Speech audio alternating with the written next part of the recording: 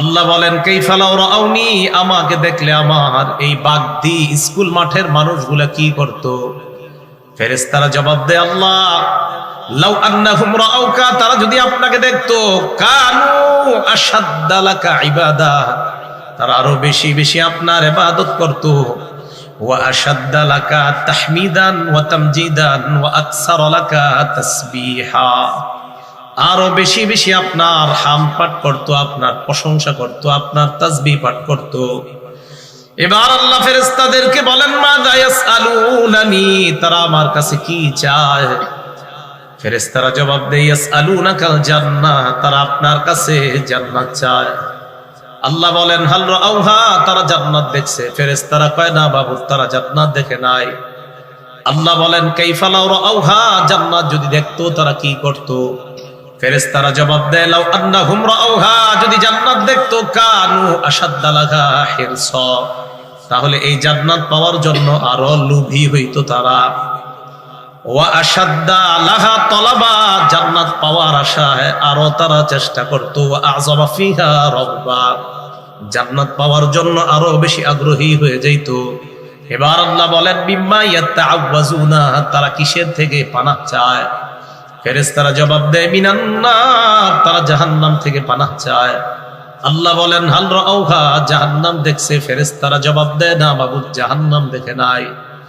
এবার আল্লাহ বলেন, কাইফা লাউ রাআউহা, জাহান্নাম দেখলে কি করত? ফেরেশতারা জবাব দেয়, মাবুদ, তারা যদি জাহান্নাম দেখতো, কানু আশাদ্দা ফিরারান মিনহা, জাহান্নাম থেকে আরো দ্রুত পলায়ন করত। ও আশাদ্দা লাহা খাউফা, জাহান্নামকে আরো বেশি ভয় করত। আল্লাহ বলেন, ইন্নী উশহিদুকুম আন্নী কদ গফারতু লাহুম, তোমরা সাক্ষী থাকো, এই মাঠের মানুষগুলাকে আমি আল্লাহ মাফ করে দিলাম। কেন? এই যে ওনারা দাঁড়ায় রয়েছে, যারা, আপনার সমস্যা নেই, আপনাদেরকে মাফ করছে।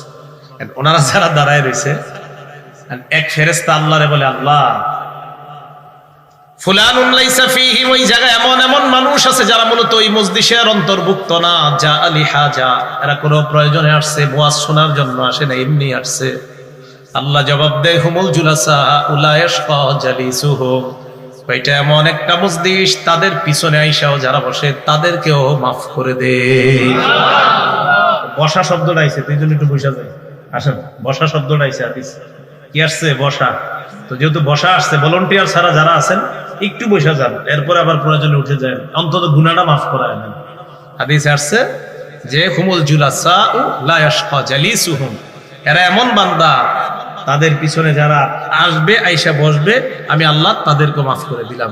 এখন ওনারা যদি ওয়াজ শোনার জন্য নাও এসে থাকে, তাও আল্লাহ মাফ করে দিবেন। বিসমিল্লাহ। তাহলে এই জিকিরের মজলিসের দাম অনেক বেশি আল্লাহর কাছে। আল্লাহ আমাদেরকে বেশি বেশি জিকির করার তৌফিক দান করেন। একটা কিতাব আছে, নাম আল ওয়াবিল, এই কিতাবের লেখকের নাম ইবনুল কাইয়িম রাহমাতুল্লাহি আলাইহি, শেখুল ইসলাম ইবনে তাইমিয়ার ছাত্র। ৬৭ নাম্বার পৃষ্ঠা। আবু উমামা রাদিয়াল্লাহু তাআলা আনহুর একটা বর্ণনা এনেছেন, উনি আবু দারদা রাদিয়াল্লাহু তাআলা আনহুর একটা বর্ণনা এনেছেন। তিনি বলেন, ক্বালা আবু দারদা রাদিয়াল্লাহু তাআলা আন, লিকুল্লি শাইইন জালা ওয়া জালাউল কুলুবি যিকরুল্লাহ।